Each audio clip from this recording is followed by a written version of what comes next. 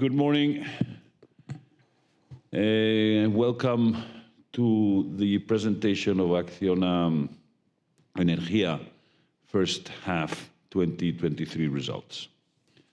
I will make a brief introduction with the few points I would like to highlight, and then pass on the floor to my colleagues, Rafael Mateo, CEO, and Arantxa Ezpeleta, CFSO.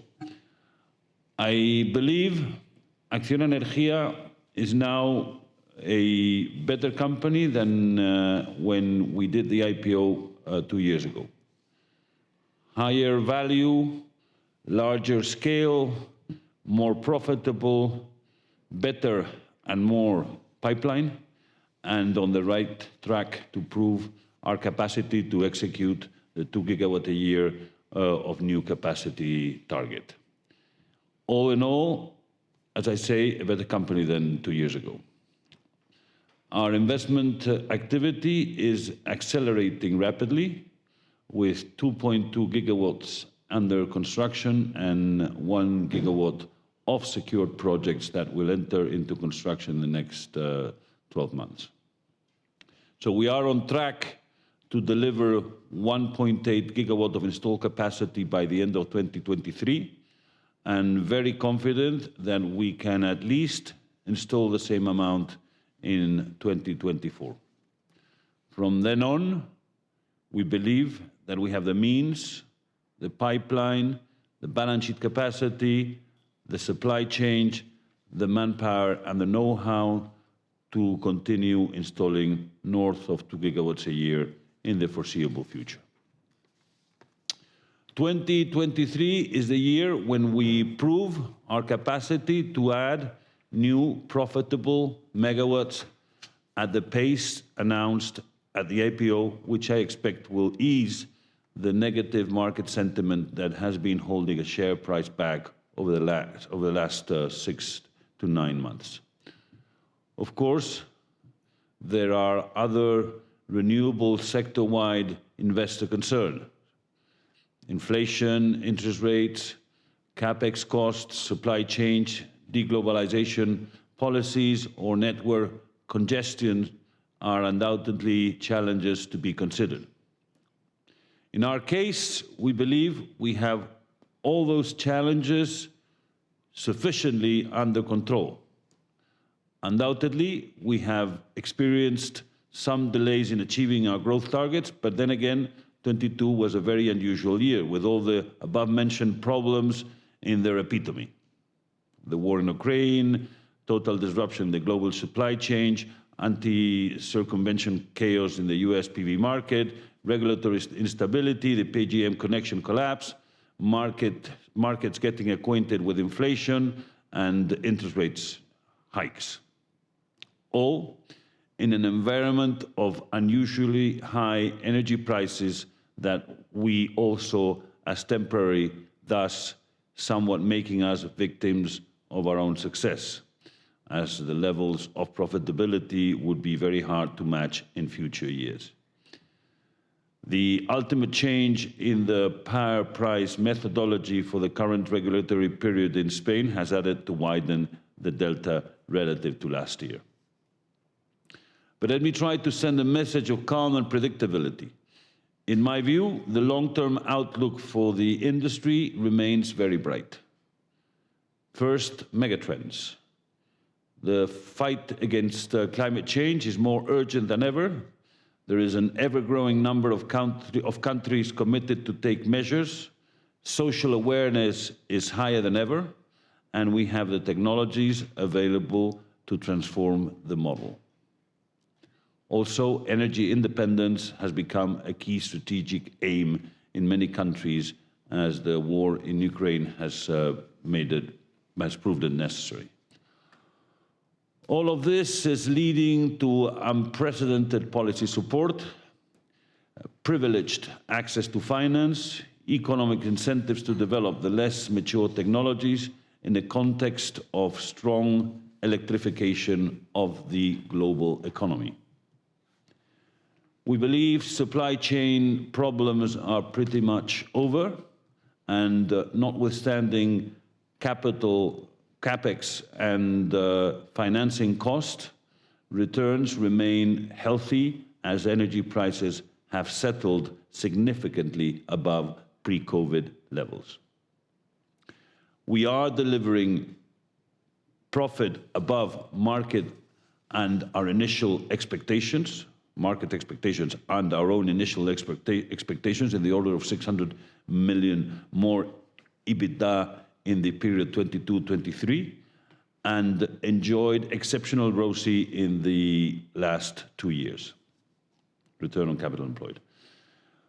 With respect to capacity additions and commercial activity, we will be adding 3 gigawatts of total capacity since the IPO by the end of this year, and that's 2 years ago, and signed around 8 terawatt hours of PPAs in the last in that same period.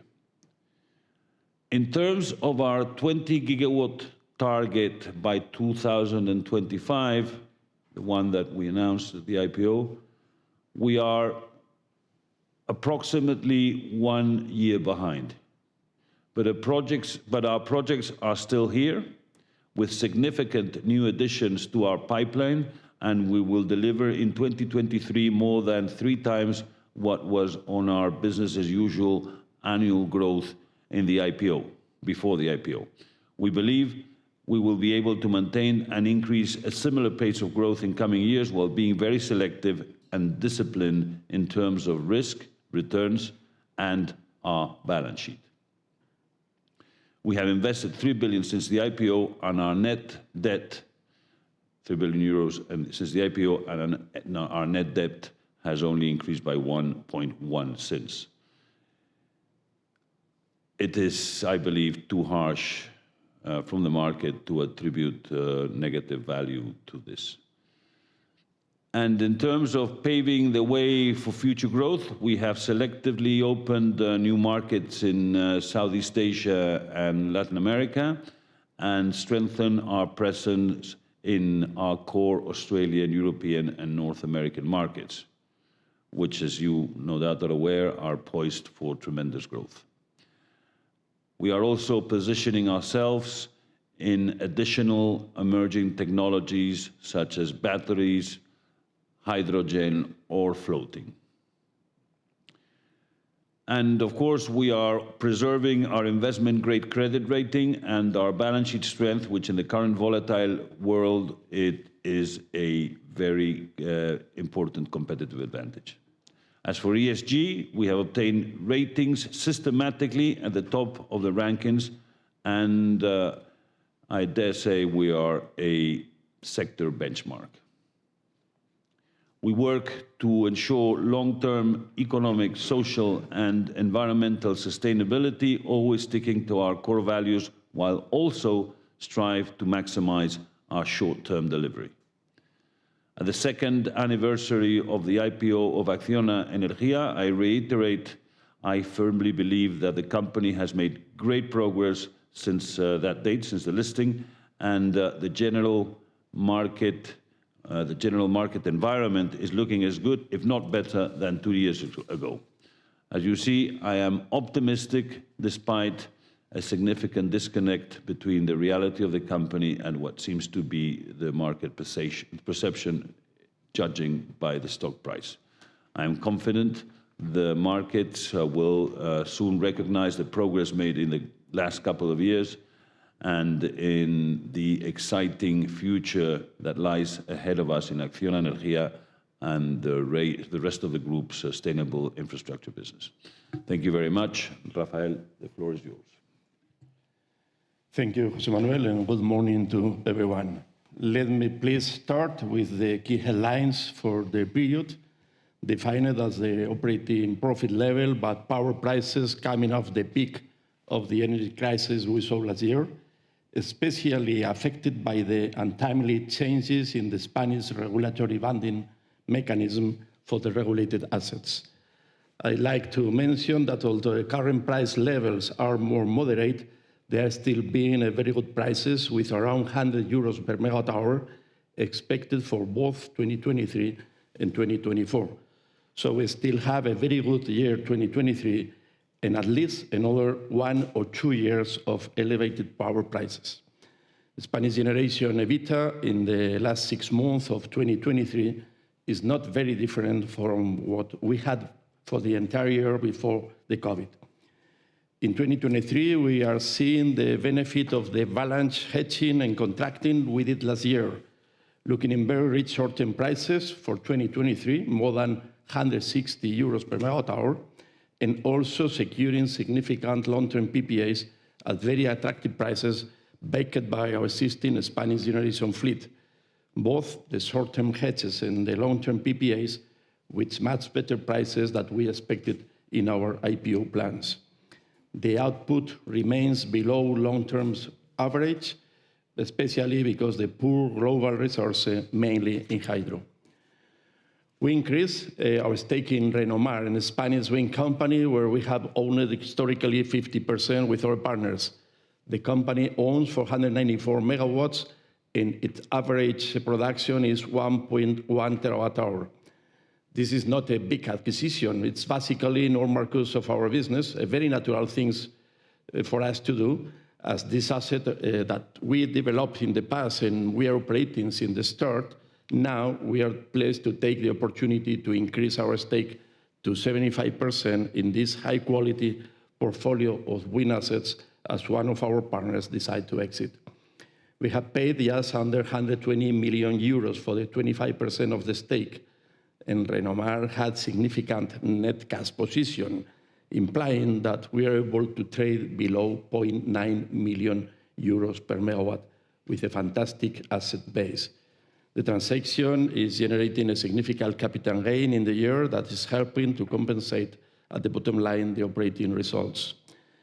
In the next few slides, I want to focus on our construction plan for the current year and also for the increasing visibility for 2024 and 2025. I will also provide you with our update financial expectation for the current year 2023.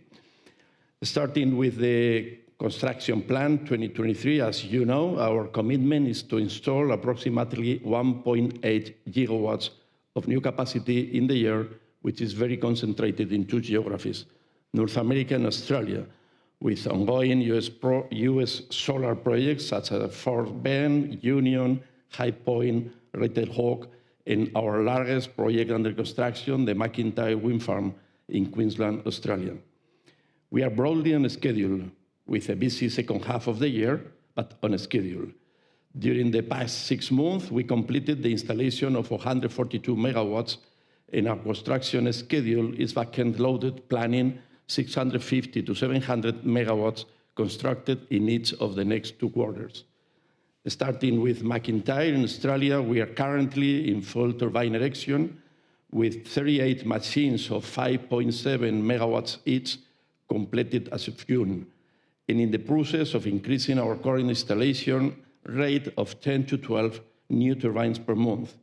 Yesterday, we had 47 turbines or 270 megawatts already erected. In the US, in contrast with the disruption in module PV supply that we had in 2022, aggravated in the past by the anti-circumvention issue, this year the things are going very much better. Although we had at the beginning of the year some potential delays with one of our Chinese suppliers, which was anticipating the problems with the US border, today we have been able to resolve well early in March, procuring more from our new Tier 1 manufacturer coming from India. Today, our module procurement plan for Red Tail Hawk in the US market has even accelerated by a couple of months, which means that we are receiving all the modules for the project, and if everything goes according to the plan, we could potentially even increase the planned installation at this site from the initial 150 megawatts in the year to 250 or 300 megawatts in this year 2023. In Spain, we are expecting to get the construction permits and local license imminently to get working on the sites as soon as we can. In Peru, we are on track with our Marcona wind project. Looking at the big picture, we have a lot to do in the next 6 months, and there are obviously some challenges, but also some upside opportunities. And we are really very confident that we will be able to reach the target of 1.8 gigawatts new capacity installed at the end of the year. This is at the top of my list. We are extremely focused on completing the plan for the year, and we have the capabilities to deliver and to maintain this new pace of growth going forward. Turning to the slide number 8, we have been very busy evaluating many projects in the last few months, approving more than 1 gigawatts of new capacity, as well as rejecting or postponing opportunities in some markets that today were not matching our expected return targets. Past February, at the full year result presentation, we were showing to you 1.2 gigawatts of identified capacity addition for 2024, basically comprising the tail end of McIntyre, the Red-tailed Hawk, the first part of the Aldoga PV plant in Australia, a couple of wind projects in Australia, as well as a batch of new Spanish assets, which had, after a long wait, obtaining the environmental approval. As of today, the total fully secured capacity for 2024 stands at more than 1.7 gigawatts, with the addition of 40 Mile Wind Farm in Canada, 280 megawatts in the phase 1, another 160 megawatts of PV in Dominican Republic, with very high PPAs, more than $90 megawatt hour of PPA, and some additional Spanish projects. We have included also in the charts a 413 megawatts PV project in India that we are securing the next weeks, and which will add 125 megawatts extra in the 2024 construction schedule, with the rest of the project delivered in 2025. We are also increasing fast the visibility, not just the visibility of 2024. We are increasing the visibility of 2025, and we have already a very good idea of what projects we are going to build in 2025. In the slide, we show you the expected regional split. We are not showing you the names of the project as yet, as some of the projects are in the internal process of getting the final investment decision, but they will be approved in the next few months, and they will serve to fill the activity in the next years. That is including additional solar in the US, in the PGE market, potentially batteries and other battery storage in ERCOT in Texas, and potentially some projects in the UK market. In India, I mentioned the large solar project we are securing that will contribute both 2024 and mostly 2025 in terms of capacity. In South Africa, we are advancing with a view to contract and build 3 wind projects, totaling around 325 megawatts, and considering also a new battery project for the next tender in South Africa next month. In Australia, we will complete the final 185 megawatts of the 433 megawatts Aldoga project. So we have additional good visibility of a couple of PV projects in Central America, adding more than 200 megawatts, and same in Croatia with our project Solar PV Promina with 183 megawatts. And in Nigeria, we have a significant pipeline of solar projects, mostly hybrid, and we are considering only the most efficient for now or the best contracted. With all these projects, we are secure, as I said before, not just 100% of our capacity for 2024, but most of our new capacity to be installed in 2025. So we think we have today very high visibility of at least 1.7, 1.8 gigawatts in 2024, and we can do, without any doubt today, another 2 gigawatts or more in 2025. With that, we will reach our IPO target of 20 gigawatts by the end of 2026, sometime in the early 2027 as the latest. We expect to reach and stay at the 1.8 gigawatt marks in 2023 and 2024, which is a well-balanced target for us, and then we will increase to a increased speed of around 2 gigawatts per year. We are living today in a world of plenty of opportunities for investment and higher power prices, but also with more uncertainty for permitting, for grid access, with higher and more volatile capex and higher interest rates. Even the module prices, the PV module prices, are falling strongly. Today, each project has to be analyzed in its own merit. Each project has to fight its own case. There are not blanket green lights for any particular region in the world. We can say that achieving the right returns is easier in some geographical areas, Australia, the US, Spanish for wind, Spain for hybrid PV, but in other markets, we may have to develop and to be ready for the current moment. This is the case of Brazil today, where we are waiting for the current moment, or in some markets, we are postponing projects if we don't see today our required return. We can do that because we have a well-diversified pipeline and a well-diversified geographical presence in several markets, and because we are not in the race to growth at any cost. We will grow in the future at unprecedented rates. We have the origination and the execution capacity for a run rate of 2 gigawatts or more per year, and we want to capitalize on our increasing momentum. But we will grow at the right pace, at the speed that we can digest from a financial and a credit perspective point of view, and always protecting our highly profitable existing business.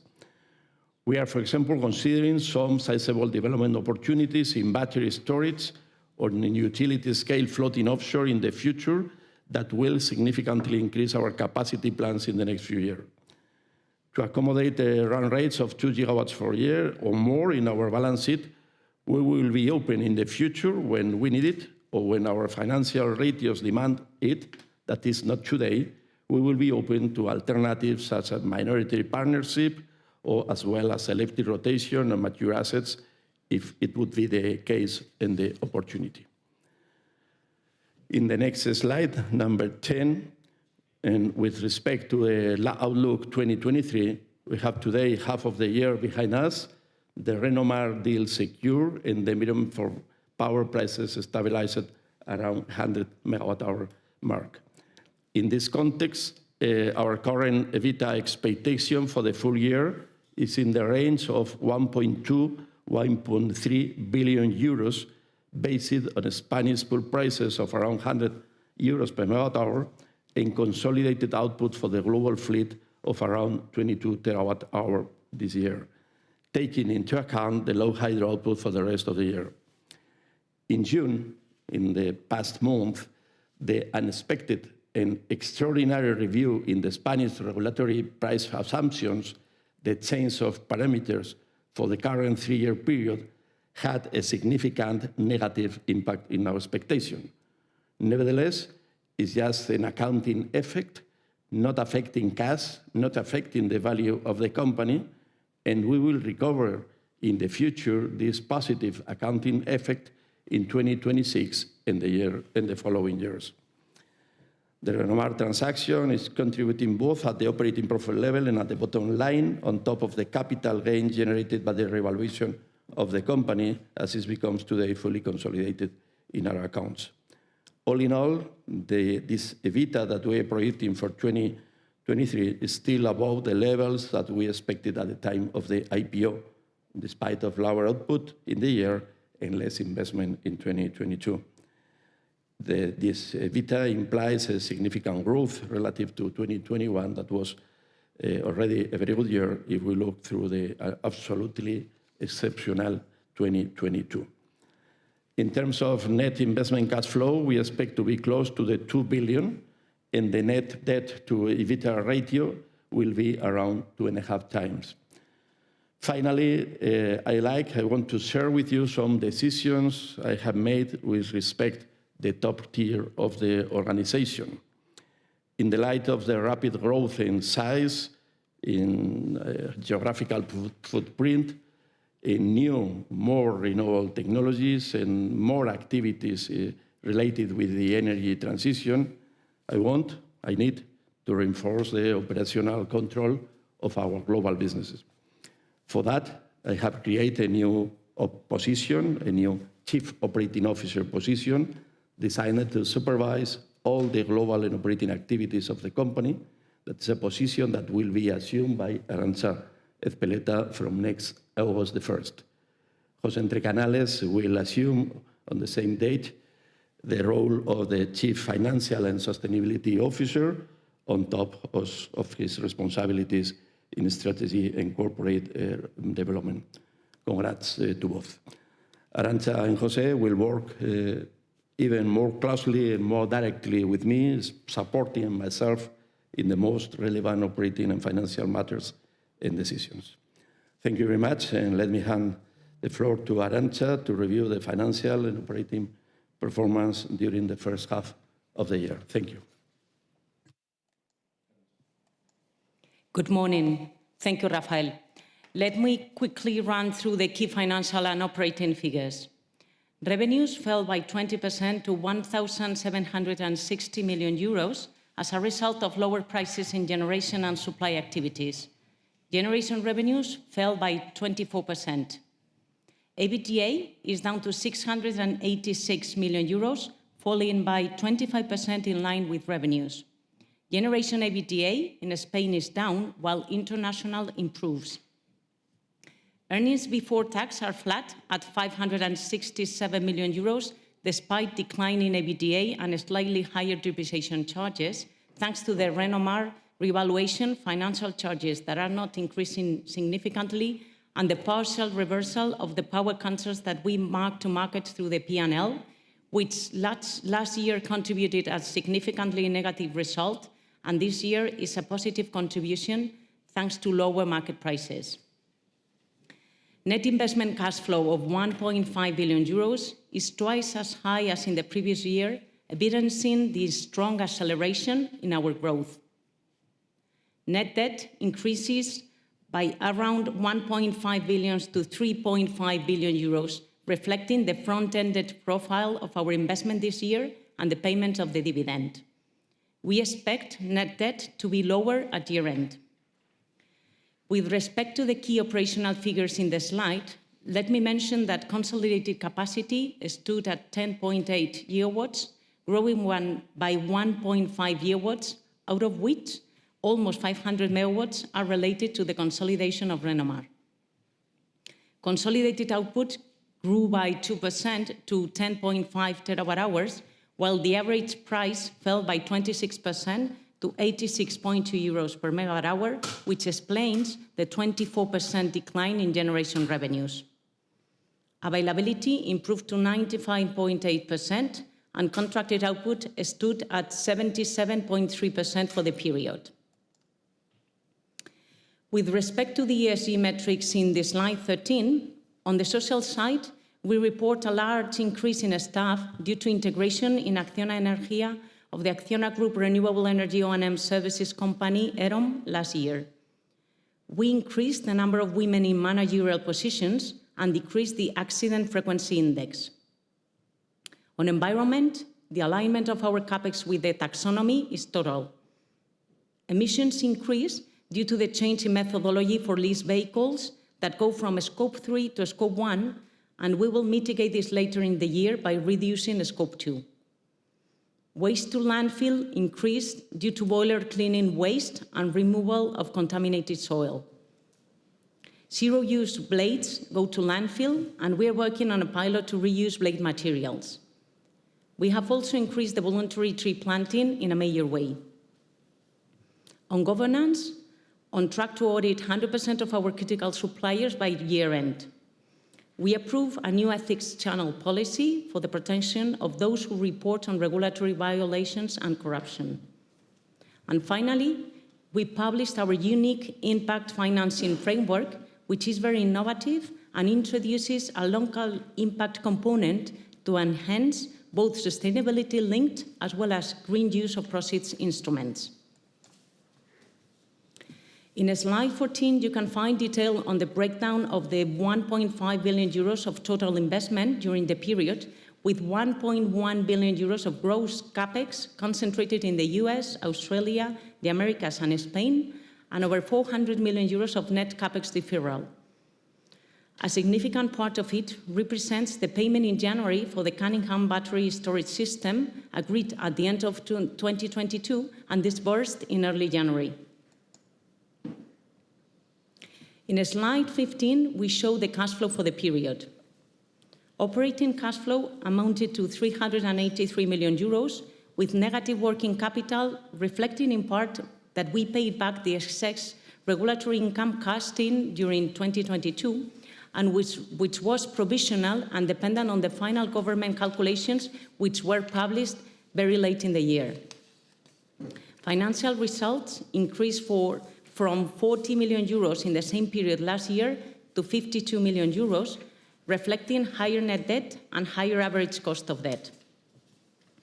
Net investment cash flow of 1 billion euros as already discussed, and then the payment of the dividend for 230 million euros.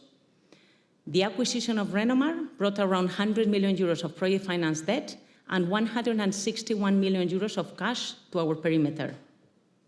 That takes debt before IFRS 16 to 3 billion euros and to 3.5 billion euros with IFRS. With respect to the debt position, I would highlight the higher average cost of debt during the period, which increases to 4.3%, with the cost of corporate debt at 3.35% and project debt at 8.5%. Our cost of debt is gradually reflecting the higher base rates, which have increased by 250 to 300 basis points in the last 2 years or so, even if the spreads are under control or even lower in terms of incremental financing.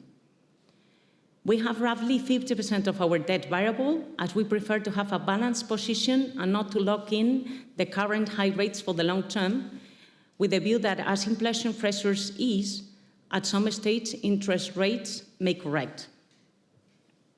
With respect to the average debt maturity, it has increased mainly as a result of the Australian dollar corporate facility device for McIntyre project, which has a 16-year door-to-door term, which was possible thanks to the structuring with CESTE, the Spanish Sport Credit Agency, under its green policy.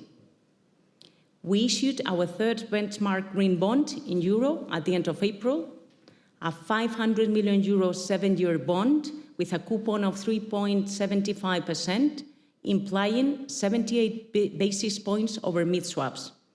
It was another very successful transaction on the back of our profile as pure-play renewable energy company with top ESG credential and investment-grade rating. We tend to trade and price tighter than similar rated companies. For your review, we include a summary of the Spanish power market dynamics in this slide. Much lower prices than the previous years, with the first half of 2023 at 88 euros megawatt-hour versus 206 euros megawatt-hour in the same period last year, in a context of declining energy commodities off the peak. The blend of actual prices so far this year and forwards suggests a price of close to 100 euros megawatt-hours for the year as a whole, and this has tended to stay relatively stable in recent months, and prices in the forward market in December are higher than the realized price in December 2022. Forwards for 2024 are around at the 100 euros megawatt-hours, and they have traded between 90 to 105 euros per megawatt-hour for a few months now. Hydro reserves for the country remain below 5-year averages in another very dry year. In slide 18, you can see the main driver for the Spanish generation business, with revenues down 32% to 569 million euros. Output is up by 3% to 5.1 terawatt-hours, with lower proportion of regulated, given the very high prices in the last couple of years, which has been, in turn, contracted to maintain a highly visible profile. The average achieved price falls by 34% to 112 euros megawatts, reflecting the lower wholesale prices, uplifted with a significant benefit from the hedging carried out for the period and with limited impact from the regulatory drivers. The gas clawback paid during the period amounts to 19 million euros, which is why the achieved price in the unhedged volumes for the period is 7 euros megawatt hours rather than close to 90 euros megawatt hours. In the next slide, the total EBITDA in the Spanish business declined by 38% to 419 million euros, relative to an exceptional first half in 2022 of 676 million euros. Generation EBITDA fell by 36% to 430 million euros, with lower prices and some impact from the lower output when we exclude the new assets, as well as the regulatory change we have already mentioned. The contribution from the new assets and Renomar in aggregate mitigates part of the effect of the lower prices. In slide 20, you can find some statistics on the markets we operate, as well as the evolution of commodities and the main exchange rates that affect us. I would note the pattern of very high prices globally during the mid-part of 2022 and how that has corrected following the path of energy commodities. With respect to the key drivers for international generation revenues, volumes are up by just 1.4%, with another year of weak resource, more than compensated with the output from new assets. The average price falls by 8% to 62 euros megawatt hour, with prices declining in all markets except for Mexico, where we had high income from capacity payments. Generation revenues declined by 7% to 334 million euros. Total international EBITDA grows by 14% despite the lower revenues, thanks to lower repair and maintenance costs relative to the previous year, and to the non-recurrence of the impairment of the Mora power station at Portugal at the end of its feed-in tariff period, which reduced the equity accounted contribution at EBITDA level.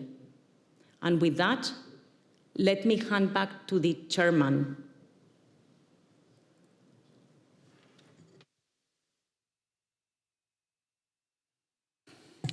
Okay, thank you, Arantxa. We're going to go on to the Q&A. We have a long list of questions, which we will try to answer. Okay, first question comes from Flora Trindade, Enrico Bartoli, y Oscar Nájar, CaixaBank, Mediobanca, and Banco de Santander, and reads the following. Large capacity additions expected in Spain in the coming years. What are your expectations regarding returns? And whether we can detail the percentage of Spain on target additions until 2025. So, Rafa, will you please take care of that question? Okay, thank you, José Manuel. In Spain, we are going to add in the next period, 21-2025, something around 1 to 1.5 gigawatts. That means something around 15-20% of our total global installed capacity for the period. That's clear that we are very careful in Spain with the type of new capacity we are going to add. Mainly, we are going to invest in wind, all the wind that we can. We are considering, when we decide to invest in wind, the profile. We prefer winter wind or night wind profile in order to compensate and to capture better prices with positive covariance. In terms of return, we are maintaining our spread, our financial discipline in all the projects that we're constructing in Spain and in the rest of the market. And according with our solar new capacity to be installed in Spain, we are initially considering the hybrid, looking for the most efficient hybrid projects in terms of OPEX, in terms of CAPEX, and always contracted as generated. Let me add that we remain to be very strict in our return expectations and our return policies. And all we do in Spain and elsewhere is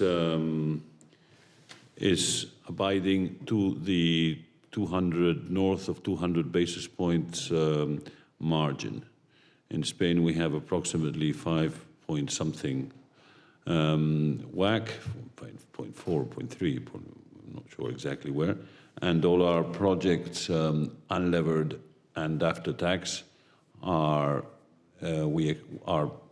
returning above the 200 basis points, which would be 7.5, 7.6. So yes, we remain disciplined on that front. Do you want to add anything, Arantxa? No, I think that's clear. Thank you.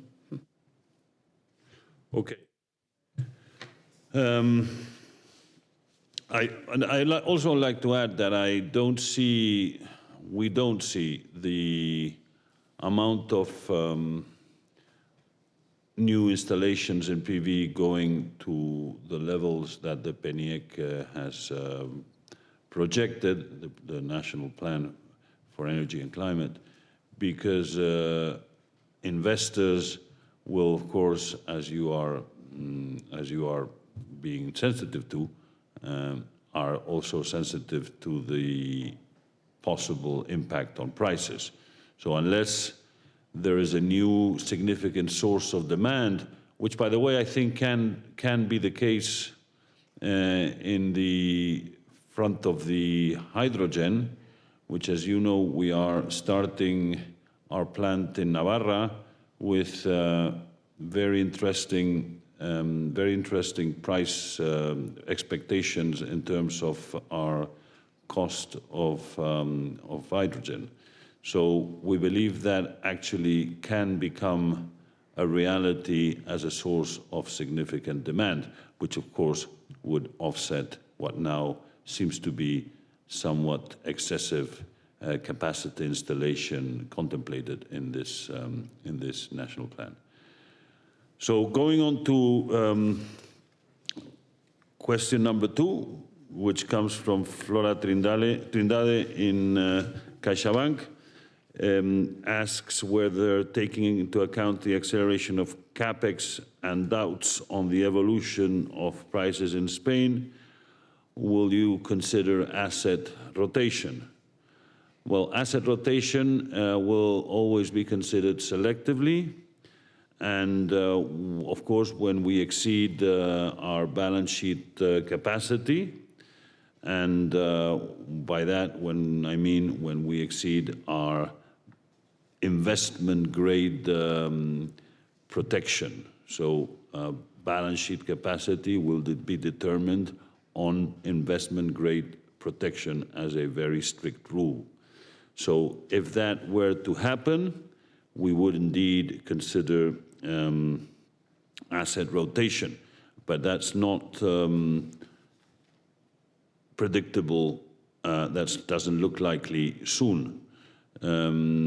We may selectively, as I say, consider streamlining some countries, so concentrating on strategic countries, and therefore maybe rotating assets in regions where we don't see scalability, and of course in any event where we see a very high price offer, that also will be a consideration.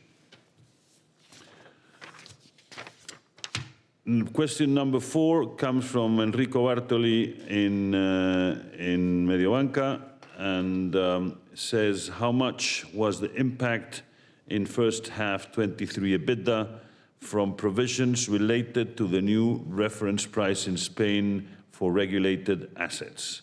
Any additional impact expected in second half of 23? Arantxa. Yes, so as you can imagine, we are not happy at all with the change in the regulatory parameters halfway through the year. It is very difficult to plan, to budget, to communicate to the market when the regulatory review for the current semi-period takes place in the middle of the year and not in December when it should have been done. The impact of this change in the banding adjustment is in the order of the 200 million euros, which would have significantly offset the P&L impact of lower prices. This is, of course, as we have mentioned before, non-cash, value neutral. It just changes the timing when you receive the revenues coming from the regulation, and does not have any impact on current or future market revenues or regulatory income. In general, and as per the other regulatory accounting effects, you know the Spanish regulation accounting system is quite complex. I will not enter into the details, but just to mention that on the basis of the power prices estimates for 2023 today, the changes in the perimeter, the result of the regulatory adjustment has ended up being relatively neutral. Thank you, Arantxa. Question number 5 comes from Fernando Lafuente at Alantra. And it says, have you considered a share buyback program given the trading of the stock, which is not far from the IPO? Let me answer that. Yes, indeed, we are seriously considering this possibility. There's obviously a very clear arbitration in terms of the fact that our megawatt in terms of the stock of stock buybacks would be valued at around probably below 1 million, when, as you all know, there has been transactions in the Spanish market very recently at 1.8 million. So it's possibly the cheapest megawatt we can invest in is our own through share buyback. We do, of course, take into consideration the liquidity factor, the commitment to the rating agencies to maintain the rating, the investment grade ratings, and our investment capacity in greenfield megawatts, which is what we do for a living. But yes, indeed, it is a consideration taking very serious thought.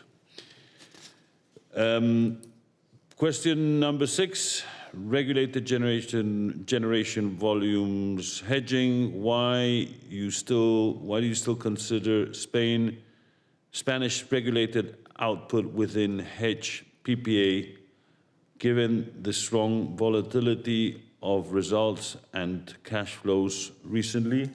Could you change your hedging/regulated policy in this part of the output?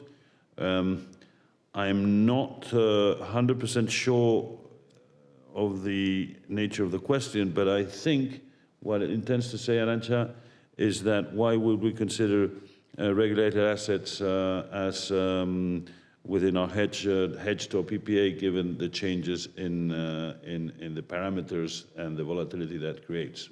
I think I understand the question. That I think is what it's meant, no? Yeah, I think I understand the question the same way. And I mean, we still think that regulated Spanish output should be considered contracted. It is true that given the volatility of the prices in recent years, especially last year, but this was a very exceptional moment. There are huge changes in the P&L, but we still think that the regulated Spanish output should be considered as contracted, no matter what. It works as regulated, it gives us a floor, and very predictable cash flows, despite this very specific and special, extraordinary volatility environment. Yeah, and prices are around the 80 to 90 megawatt hour under the circumstances. So we believe it should be considered as regulated. Yeah. Question number 7 on Chile and Australia. Lower prices. Oscar Nájar. I forgot to say that the former question on generation volumes and hedging was from Fernando Garcia at Royal Bank of Canada. The next question comes from Oscar Nájar at Santander and Enrico Bartoli at Mediobanca. Chile and Australia, lower prices than in first half 22. What is the situation in these two countries? What can we expect in the coming years, and what may the solution be for Chile? Rafa. Okay, yes, in Australia we had a very high prices in the last year due to the prices at very record levels due to the context of the Ukrainian war. Today the prices are more normalized, especially for wind. And today in Australia we are offering wind profile PPAs at the level of close to 100 Australian dollar megawatt hour. So prices are being normalized, especially for wind, in a very high level. Going to Chile, Chile is living, as you know, a very complex situation, especially in the past year. Better situation in 2023, given the grid congestion in between the north and the center of the country, especially because the delay in the promised investment in new transmission lines from the government and the excess of solar capacity in the north, saturating the nodes in the north. The situation was even worse in 2022 and at the beginning of 2023 because the high prices of the gas because the war.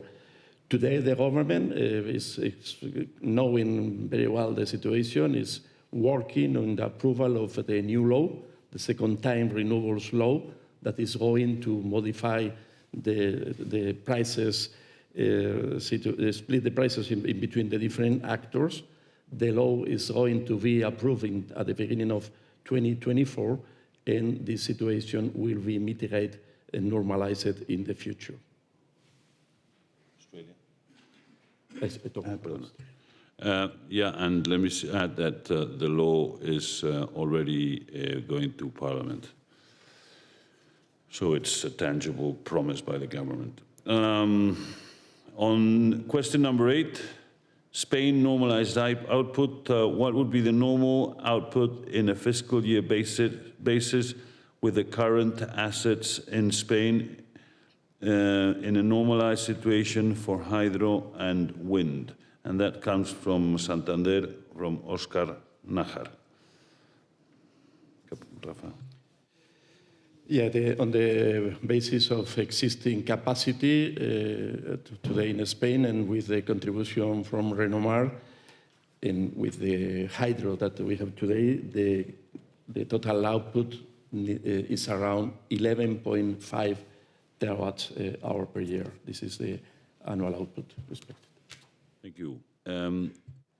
Question number 9 from Roberto Ranieri at Stifel.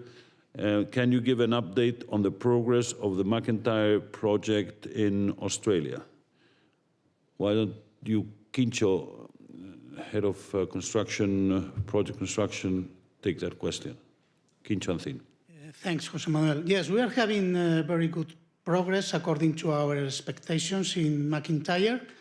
We are advancing, I would say, in cruise speed in all the activities, so including civils with foundations and platforms. Tracked by erection, we have, as Rafael mentioned in his presentation, around 275 megawatts already erected, planning to finish with the 650 megawatts by the end of the year. And in parallel, with very good progress also in the evacuation infrastructures for the substations and the lines to evacuate. And we will expect to start the energization process, as scheduled on Q1 24. So, good progress on McIntyre.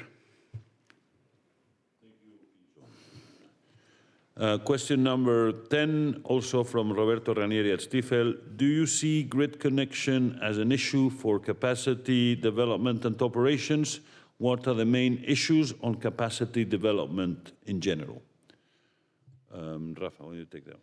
Yes, it depends on the market. The grid connection is obviously could be a bottleneck for the expansion in new capacity. It depends on the market. In the case of Chile, I said before that is a big issue with the grid connection. It's not the case in Spain, not yet, because the grid is very robust. But we are seeing other different issues that are affecting the capacity of development. The permitting could be an issue, especially because the permitting is being delayed because lack of staff in the different government bodies in order to approve the environmental permits. or even the social acceptance or the local acceptance could be an issue in some projects. This is not affecting to us in our development because we are also having a very early and good approach to the new territories where we are going to install our projects as a new neighbor in the area and with long-term view of our state there in order to improve the social and economical conditions of the area, getting the social acceptance from the beginning of the project. But this grid permitting and social acceptance could be an issue in order to delay the capacity addition. Well, let me add, however, that our capacity additions our projected capacity additions have contemplated that that problem, and of course we are assuming in the short run. In the long run, we don't know whether that is going to be the process. The political process in Europe is to improve on that fact. So there is new legislation being issued to facilitate the permitting process. We still have to see what the result of that legislation is. Question number 11 from JBCM, Jorge Guimaraes. Why the working capital consumption in ACCIONA Energía in first half 23?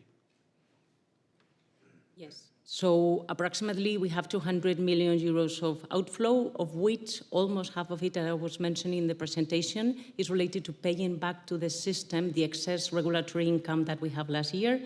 You may recall that the regulatory income was cut last year given the high prices that were seen in the market, but the final resolution didn't come until late in the year, so we collected, so to speak, more than it was due, and we had to pay it back, and that is related to that. And the rest is just the normal course of business movements. And we expect towards the full year to have to improve the working capital figures compared to the ones seen at this point. Thank you, Arantxa. Next question from Fernando Lafuente at Alantra is Renomar contribution in second half. Yes, so it could add another 40 to 50 million euros of EBITDA in the second half, relatively to what we would have had on an equity accounted basis, which would be around 15 to 20 million in the second half of the year. I don't know if I should enter into the details. I think that's what we should be getting compared to the equity accounted. Yeah, we haven't got much time, so I think if Fernando wants more detail, we can just explain directly more in detail. Okay. Question number 13 is, what is our strategy in green hydrogen and electrical vehicle charges? How much resources would be allocated to these activities? Why don't, Jose, you take this question? Hi, good morning. The answer is we're dedicating significant resources to both initiatives. On green hydrogen specifically, those resources are dedicated to two joint ventures that we launched at 2 years ago, and which is the joint venture with Plug Power, which has been making good progress, and another which we announced at the beginning of 2023, which is a joint venture with Nordex called ACCIONA Nordex Green Hydrogen.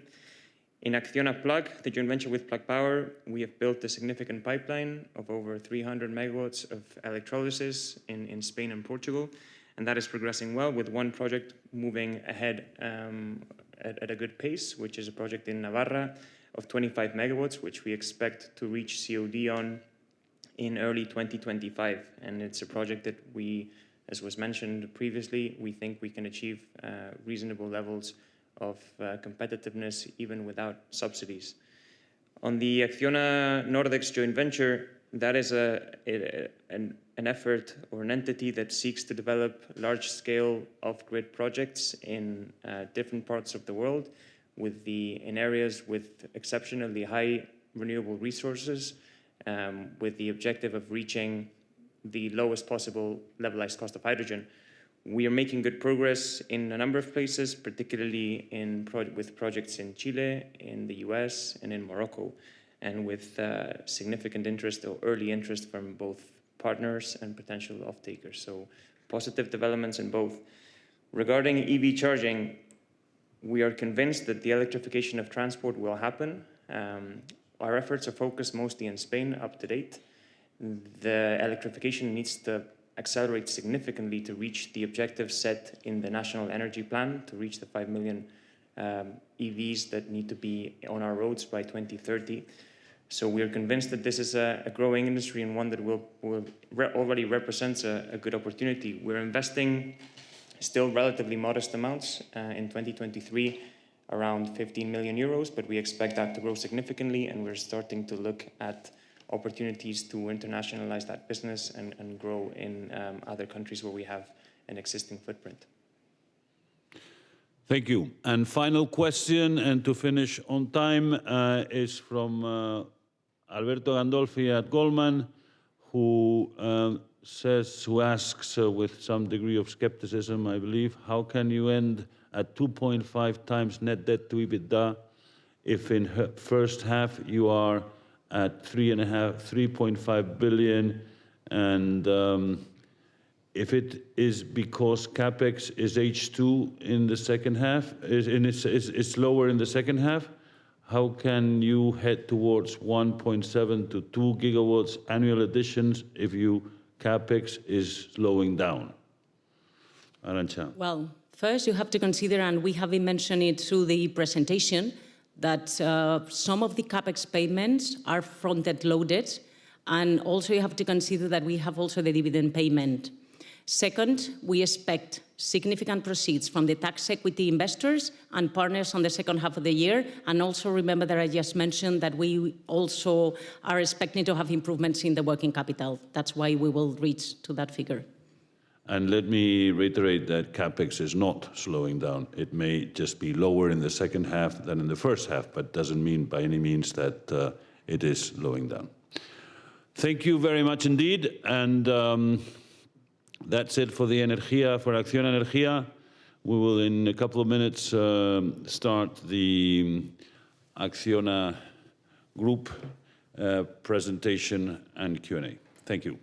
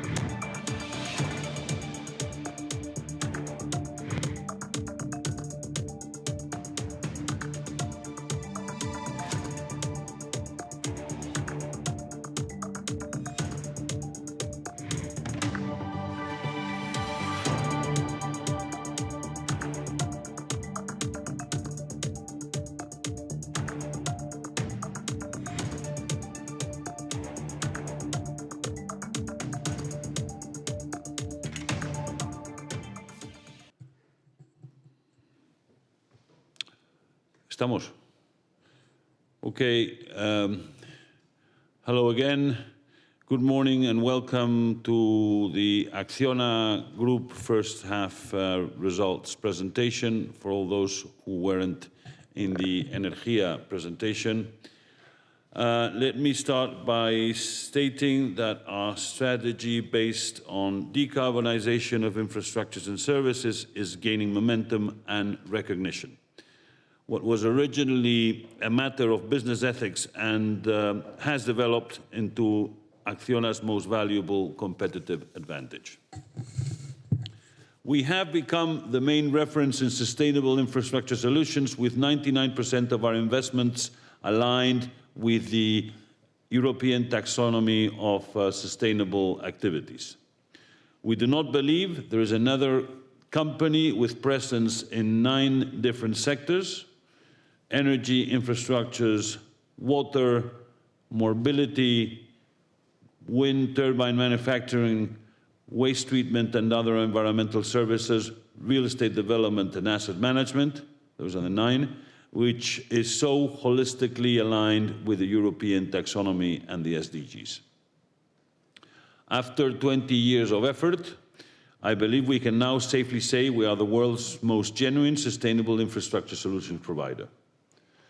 Fundamentally, to the SDG number 6, which is clean water, SDG number 7, which is clean energy, SDG number 9, which is infrastructure, and SDG number 11, which is sustainable cities. All SDGs, all sustainable development goals, which are infrastructure related. This strategic focus, while in the past some may have found idealistic, romantic, or even business unfriendly, has become ACCIONA's most differential asset, our most talent-attracting figure, and our greatest source of new business opportunities. Our solid balance sheet is based on the stability of the revenues of our renewable energy assets and our growing concessions portfolio, for which we are projecting rapid growth in the coming years. We are leading the investment in activities that are driving the new decarbonized economic model.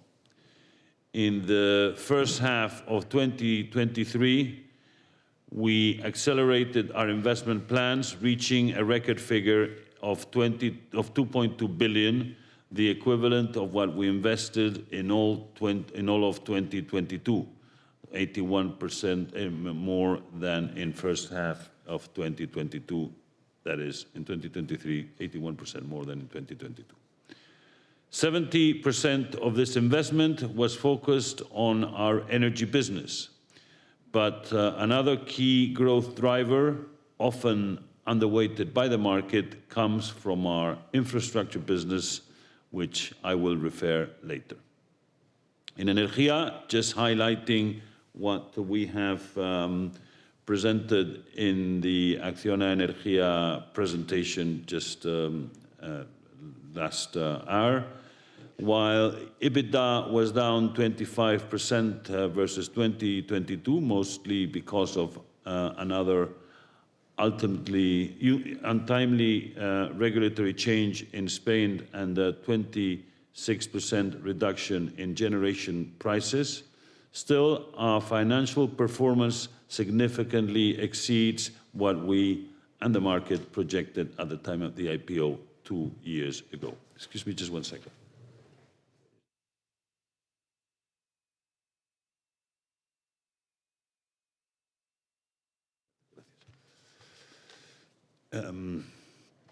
Our capex of 1.5 billion, double that of 2022, and we are on track to deliver 1.8 gigawatts of installed capacity in 2023, an equivalent amount in 2024, and 2 gigawatts going forward, based on organic growth, hence improvable with M&A.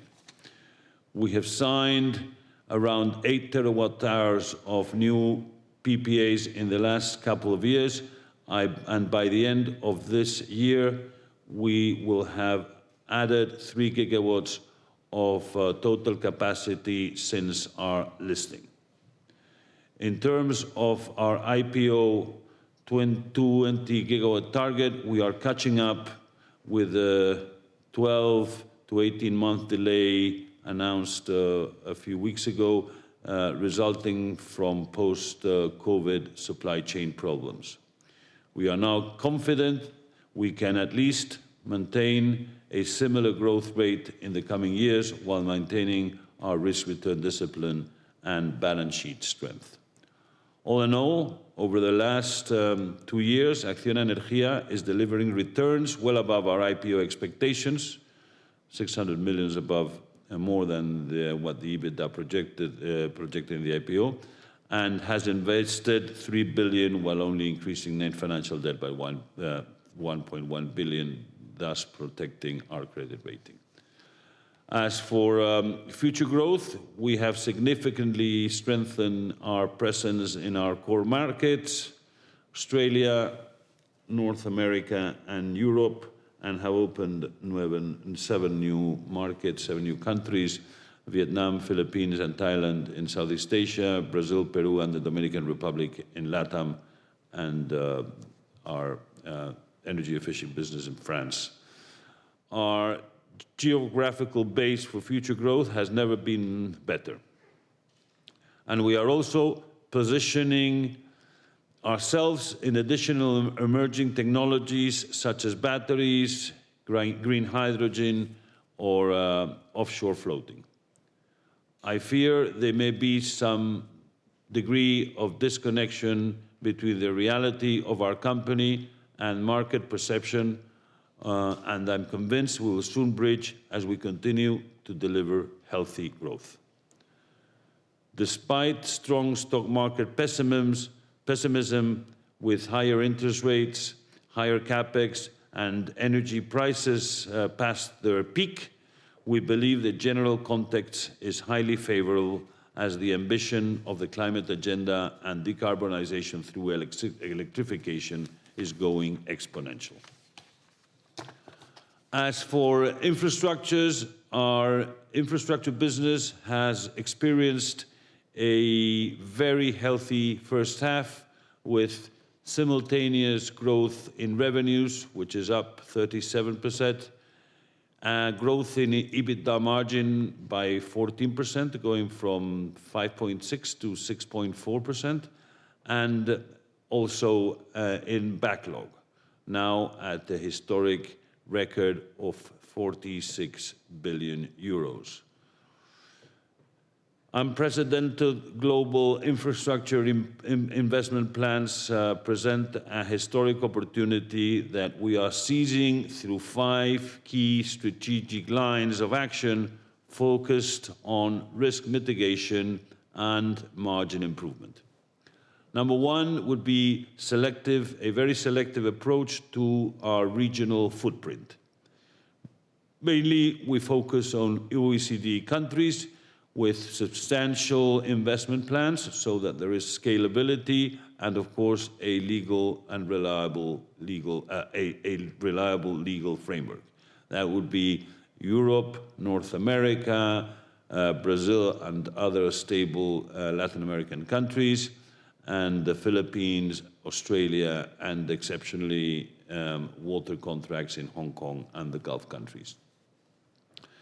Number 2 would be risk mitigation strategies via new contractual models such as alliance, collaborative contracts, and selective approach to clients and project profiles. We try to favor technically complex contracts with fewer competitors and lower clients' price sensitivity. Number 3 would be a focus on concessions. Our global footprint provides us with a wide range of greenfield investment opportunities. More than 1.8 billion investment over the next 5 years in equity has already been committed, and we follow a plain vanilla strategy based on greenfield to brownfield, de-risking, margin compression, and asset rotation in the concession side. Then number 4 would be technical excellence to compete in technically complex sustainable infrastructure projects, mainly through digitalization of processes, very strong design and engineering, and other in-house capability and enhancement of our attractiveness as employer of choice for STEM talent. And finally, number 5 would be a differentiated approach to social and environmental positive impact. What I was mentioning that initially could have been a romantic element is now becoming an incredibly powerful commercial tool, and we make it a reality through sophisticated, innovative emission reduction, regenerative and positive social impact programs.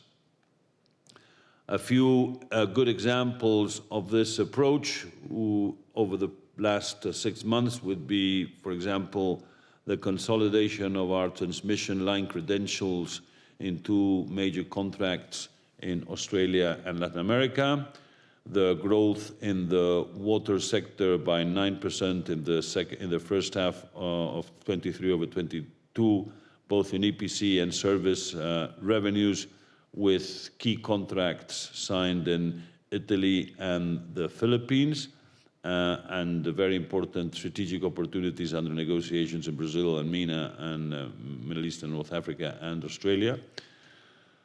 Another example could be the consolidation as the first non-domestic contractor in the Philippines, and the development of urban services with the start of operations in NES, the NES project in the waste-to-energy plant in the UK, and various other contracts in Spain.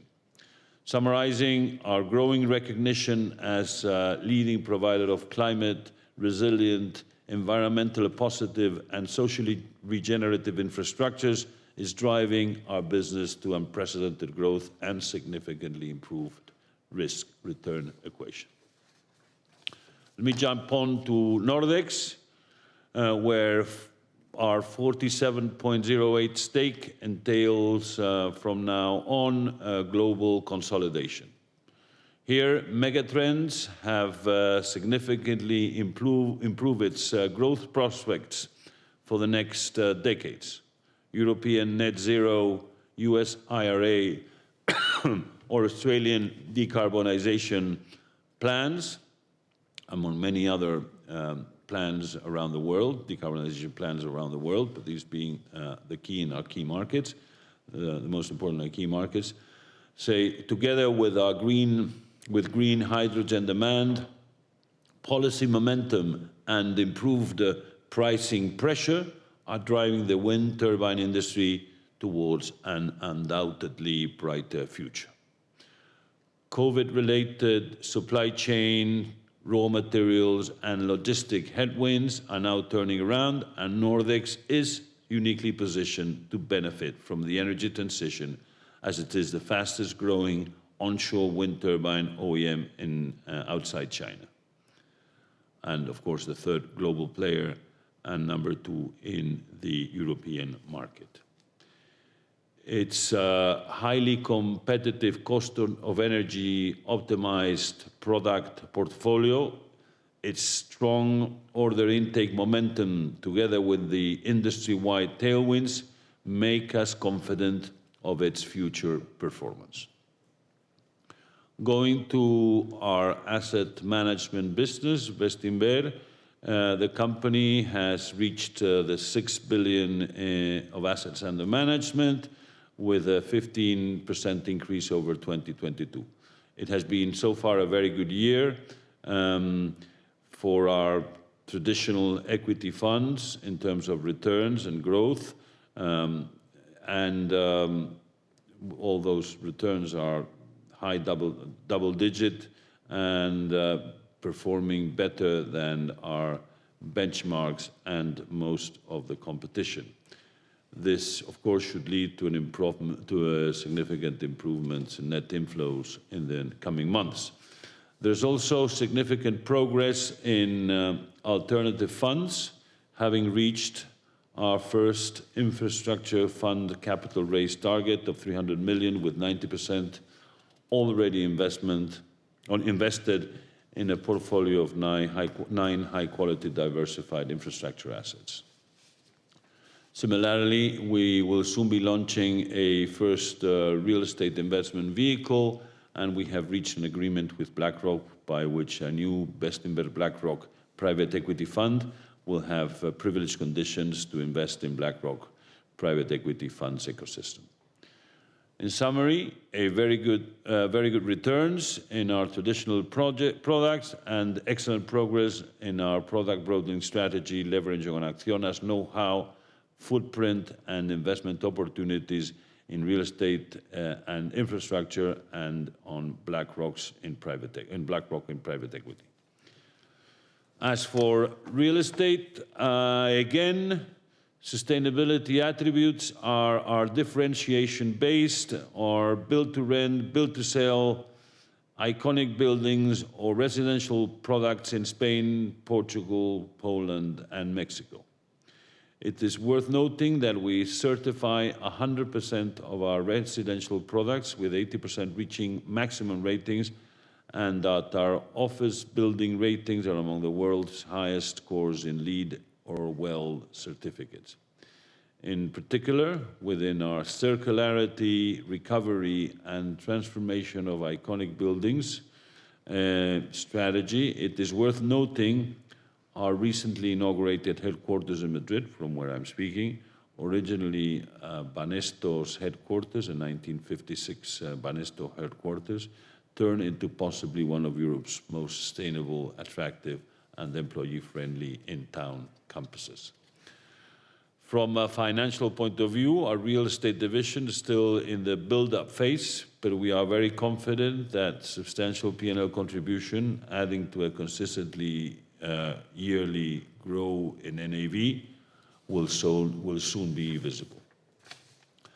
As for mobility, in an attempt to go beyond our conventional boundaries in profitably contributing to sustainability, we continue to make progress in electric mobility.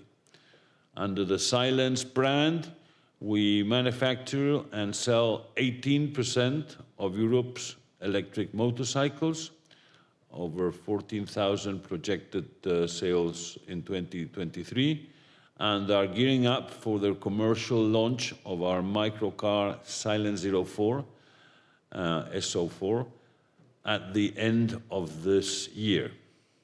Its convenient size, its price, and its extractable, exchangeable battery pack make it a uniquely practical, versatile, economically accessible, and environmentally friendly vehicle. Urban. We also see promising opportunities in the second life battery cycle as a competitive balance to renewable generation peaking, and through the recent acquisition of Solideo, the energy efficiency company, playing also an important role in the growing market of solar communities in Spain through the Silence Home battery. To finish, as you can see, we have what appears to be another strong year ahead of us, while continuing to lay the basis for solid long-term growth with a combination of mature and emerging lines of business aligned around the sustainability as has been recognized by all major global sustainability and ESG indexes. Thank you for your attention. I now give the floor to José Ángel Tejero, our CFSO, for further detail, and we will take questions after that. Thank you. Thank you, José Manuel, and good morning to everyone. I will make a short review of Acciona financial results in the first half of the year. Starting with the key financial highlights, revenues grew by 7% and EBITDA fell by 13%, as a result of 25% fall in energy and 47% increase in the non-energy businesses. A very solid growth driven by infrastructure. The EBITDA of energy reflects the partial normalization of power prices in Spain, also affected by the impact of change of the remuneration parameters applicable in Spain in the 23-25 regulatory period. However, achieved prices are still relatively high compared to historical levels. These results include the full consolidation of Nordex since April the 1st, after having reached 47.1% of its share capital. Nordex has contributed 1.5 billion of revenues and has reached break-even point at the EBITDA level in the second quarter of 2023. Profits before taxes reached 691 million, and attributable net profits reached 467 million, a 132% increase versus the same period of last year. Excluding the impact of the change in Nordex consolidation method, attributable to net profit would have been 206 million, a 2% growth versus the first half of 2022. We have invested 2.2 billion in the first 6 months of 2023, 81% more than the first half of 2022, and net financial debt at the end of June stands at 7 billion versus 5.2 billion at December 2022. The following slide, you can find the ESG highlights and key environmental and social performance metrics. Firstly, it's important to highlight that at this moment, Nordex data is not integrated in this semester due to both companies are using different measurement methodologies. However, we expect that by the end of the fiscal year, the financial information models will be fully integrated, allowing us to provide consolidating ESG indicators for the group. Moving on to ACCIONA ex Nordex, in the social aspect, it is worth noting that the increase in staff has been utilized to significantly improve gender representation, particularly in managerial positions. We have managed to increase the gender quota by 1.3 percentage points, a notable achievement in a workforce of nearly 50,000 people. Shifting focus to environmental data, as our CEO has already highlighted, we have achieved almost complete alignment to eligible investment with the taxonomy. While there might be a slight decrease in this figure during the second semester, we are confident it will remain well above our strategic alignment target of 90%. As noteworthy milestones for this semester, we established an ESG budget enabling key projects to proactively track important sustainable management variables. Additionally, we have adopted a new sustainable and impact financing framework, recognized as one of the most advanced and distinctive in the market for green financing. Going to the next slide, net debt evolution. You can see that the main cash flow items that explain the evolution of net debt in the first 6 months of the year. The most important moving part has been the 2.2 net investment already mentioned. Working capital outflow of 459 million in the first half year includes 207 working capital consumption of ACCIONA Energía, of which almost half is related to paying back to the system the excess regulated income we collected last year. The 252 million in the rest of the group consisting in the usual seasonality and growth achieved by the non-energy businesses' revenues. As a result, we finished the first half of 2022 with 7,066 million of net debt. It is important to highlight that almost 50% of the total net debt corresponds to debt associated to work in progress related to renewable assets that have been under construction right now and will be EBITDA contributors once they are finished. In the next slide, we can see the investment by division, and we provide here the details. Aside from the 1.5 invested in ACCIONA Energía, we have invested 160 million in infrastructure, 302 million in Nordex, and 103 million in other activities, and 136 million in property development, which include the land acquisition of 54 million. The 302 million invested in Nordex includes 272 million shareholder loan granted by ACCIONA to Nordex that has been converted afterward in equity. The rest of it is Nordex own capex. Going to the next slide, we provide some outlook for the rest of the year. Our current EBITDA expectation for the full year is a range of 1.2 and 1.3 in ACCIONA Energía, still above the levels we expected at the time of IPO, and unchanged solid double-digit growth in the rest of the activities, with a positive contribution for Nordex at the EBITDA level. In terms of net investment cash flow, we expect to invest around 3.1 of consolidated CapEx, of which 2 billion will be invested in energy and the remaining 1.1 billion in the rest of the group. The expectation includes Nordex's own estimated CapEx of around 170 between April and December. We expect profit before tax to grow a strong double-digit with a positive contribution from Nordex. Going forward to the next slide, we go to the operating results of the different business. And in energy, given that it just presented the first half results in full detail, and that the CEO has already given you some of the most important figures of the business, I'm not going to go through the specific slides. If you can go straight to ACCIONA Infrastructure, moving to infrastructure. Given that the CEO also has already presented the main first half figure, I will go straight to more detailed details of the different businesses. Going into construction, the performance of the construction activities of the first semester of 2023 have performed very positively, both in terms of revenues and EBITDA. Sales reached 2,925 million, up 46%, driven by the good performance of the company main projects in Australia and Brazil, which remain the main countries for the construction business. EBITDA rose to 148 million, up 75% compared to the first half of 2022. It is worth noting that the significant increase in margins achieved, from 4.2% in the first half of 2022 to 5% in the current year. This improvement in EBITDA margin is based on the growth in international activities and in the good pace of execution of capital-intensive projects.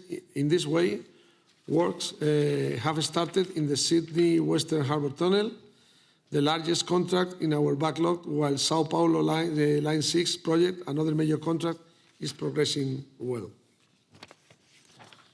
If we go into concession, the next slide, concession business also performed well in the first half of 2023, with EBITDA growing significantly to 31 million, which is 110% higher than the same period of 2022.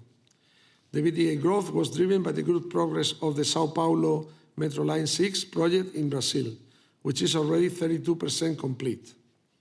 The first half of 2023 also saw our consolidation of the transmission lines market, where we have been selected as first-ranked proponent for the Central West Orana mega project I have just mentioned.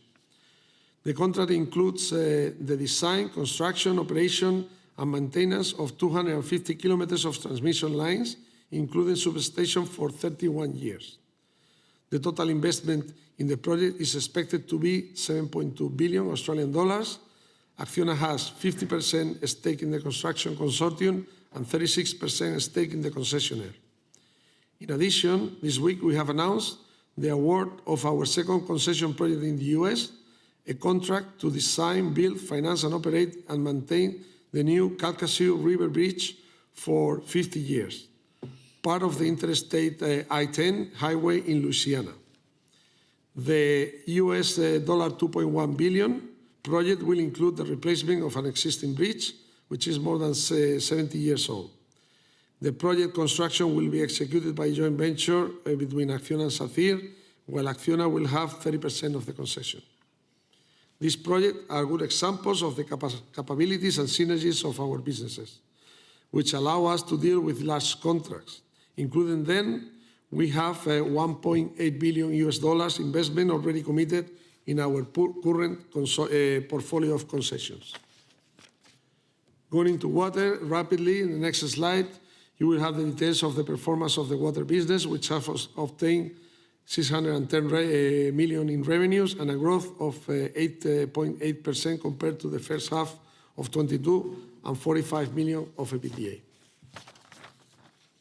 And going over the next slide into Nordex performance, H1 results have already been public as the company published yesterday its results and held a conference call explaining them. So I will go very briefly over the main magnitudes.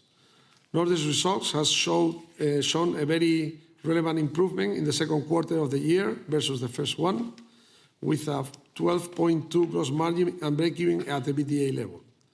As Nordex management has explained, we expect a further margins improvement sequentially each quarter, with overall further improvement in the second half of the year. Yesterday, Nordex management reiterated its guidance for 23 and mid-term strategic margin target of 8% margin EBITDA confirmed. Going to the other activities of the group, one by one, in property development, the results in the first half has been affected by the seasonality of the business, with only 24 units delivered. We expect to deliver around 800 units in the whole year, and 95% of them will be concentrated in the last quarter. The gross asset value has increased 12% versus 2022 to more than 1.7 billion. With regards to Bestinver, the results reflect the lower average assets under management and the discontinuation of the Italian subsidiary.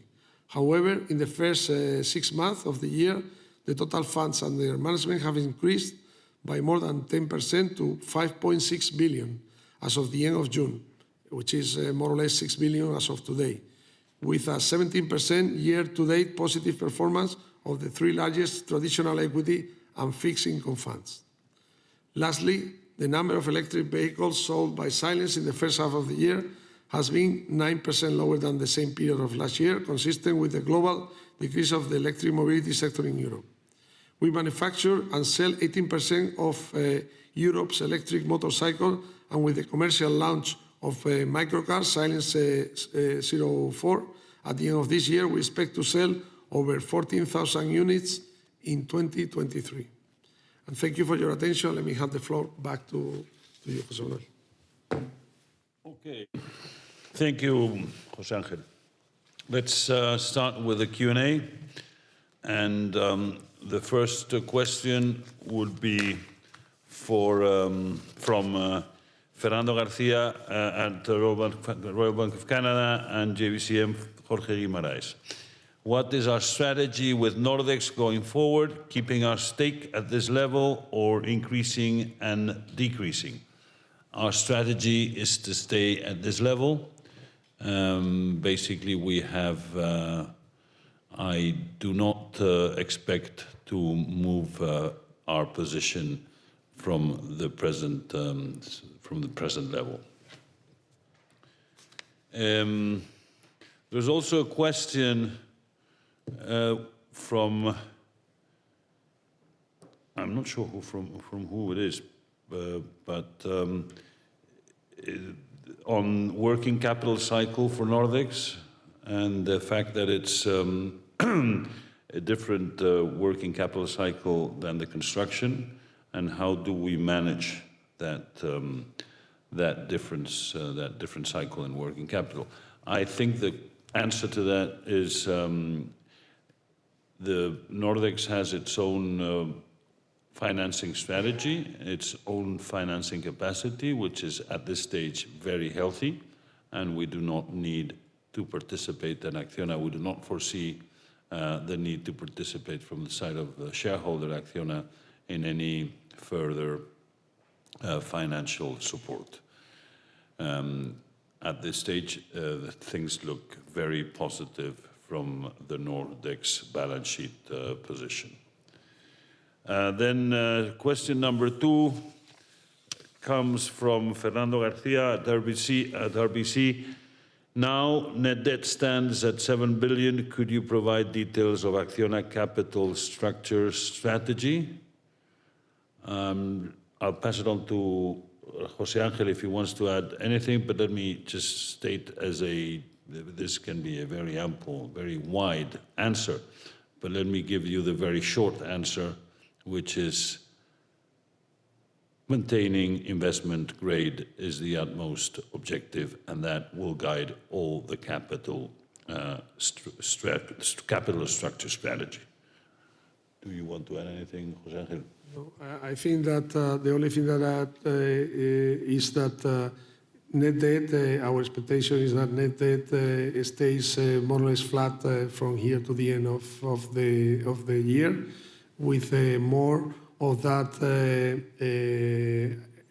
debt that is associated to assets that are under construction, passing into assets that are already into operation and provided additional comfort and coverage to the interest charge and debt as a whole. Good. Question number 3 from Fernando Garcia, RBC. Could you provide details on the 459 negative working capital at Acciona level? What do you expect for the rest of the year?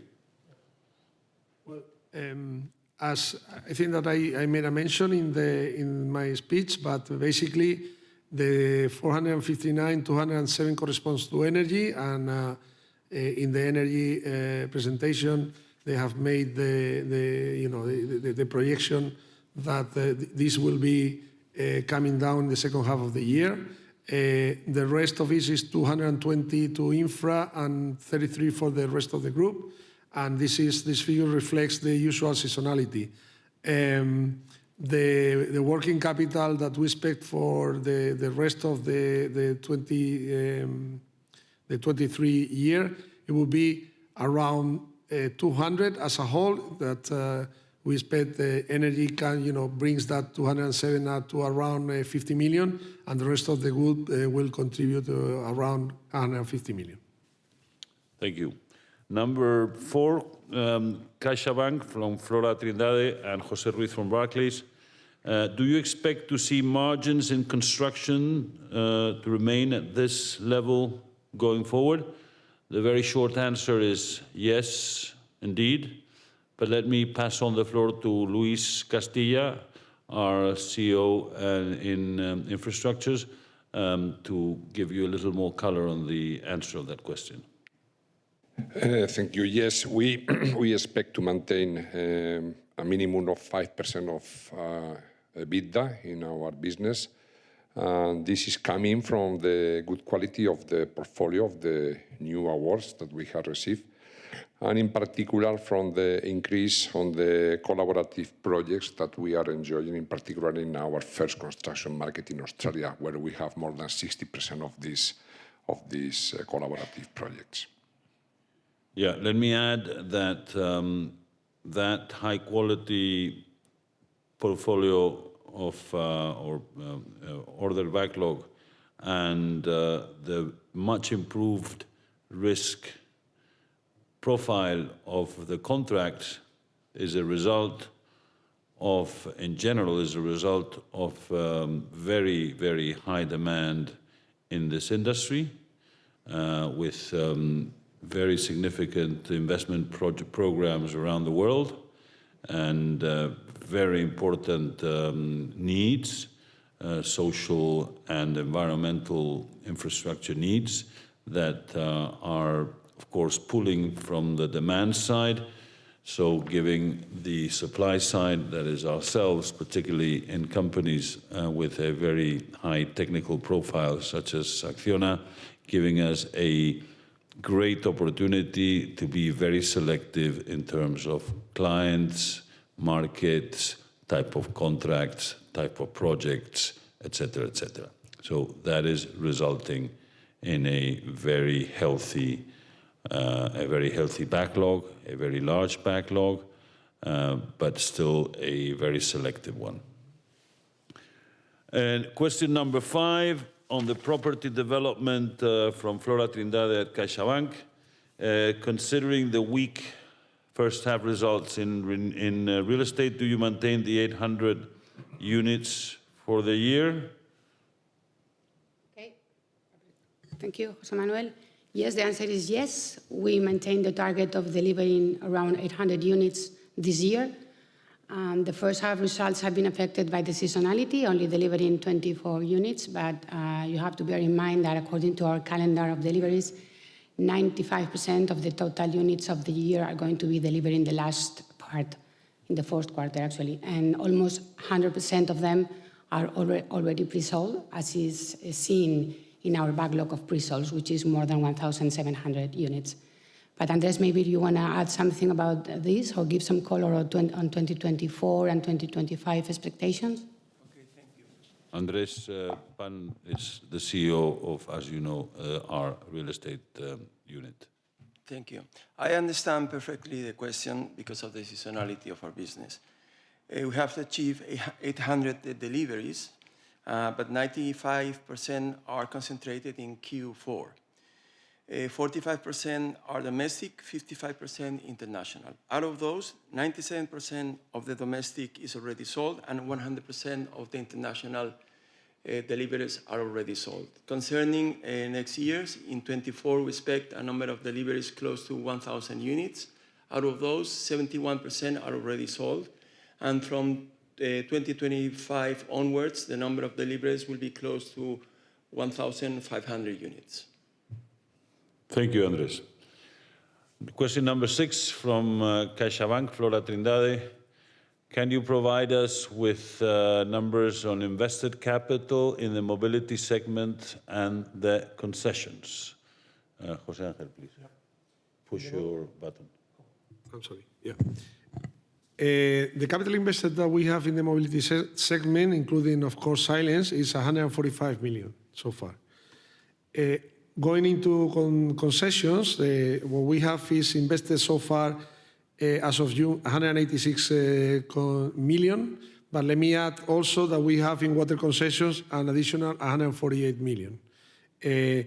Obviously, this does not take into account that we have an additional 1.8 billion in US dollars commitments from now till 2028. Also, for this year, just to give you a little bit of light, the additional investment that we plan to do is in concessions is mainly Line 6 and La Serena Hospital, and we plan to do an additional 70 million.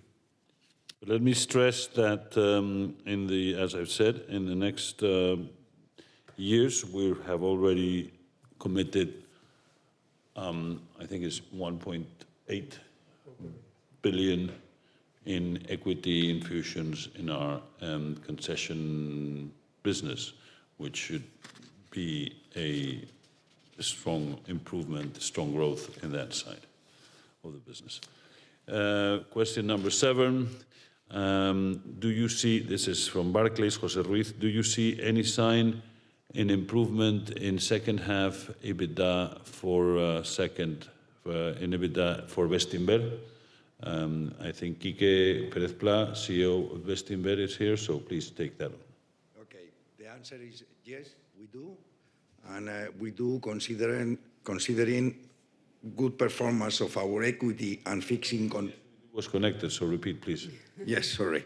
Yes, we do. And we do considering, first of all, the good performance of our equity and fixed income funds year to date. Second, the increase in AUMs. As you said, we are very close now to 6 billion, and especially the increase in average AUMs. In the first half of this year, we have been very penalized for that. Third, the contribution of the new alternative vehicles that we will launch from September, such as the real estate and the private equity.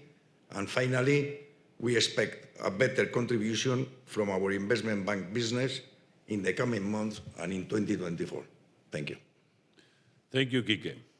Question from José Ruiz at Barclays. Do you plan any disposal to reduce net debt? No, not in the short run. As I have said, the guiding principle in our capital structure, i.e. in our debt to equity or debt to EBITDA ratio, is the rating, the investment grade rating, and that doesn't seem to be at any risk at this stage, so no sale of assets will be done for that purpose. Selling and rotation of assets may be done for other purposes or for other reasons, such as maybe a very high price being offered for a product, which of course for an asset, which of course will mean that we may consider it.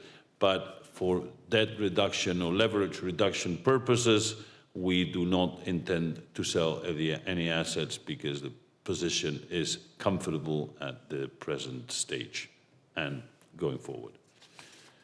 And question number 9 is from Arantra, Fernando Lafuente. Activity has been strong in construction with revenues growing 46%. What do you expect for second half and for 2024? We expect continuity in the second half as for the first half. And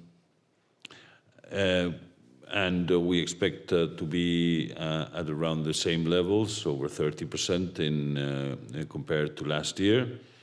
Although this percentage-wise, beginning of last year was as low, was only starting to pick up because of the supply chain problems and all the problems that you know, and market tensions.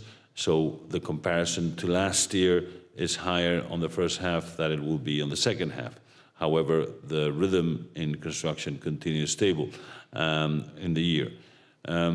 From the point of view of the coming years, we do expect double-digit, 10% and over growth in revenues in the coming few years, what we can foresee with the current backlog. So that is the end of the questions. So thank you very much indeed, and we'll see you at the end of the year, if not earlier, for any questions or clarifications that you may require. Thank you very much.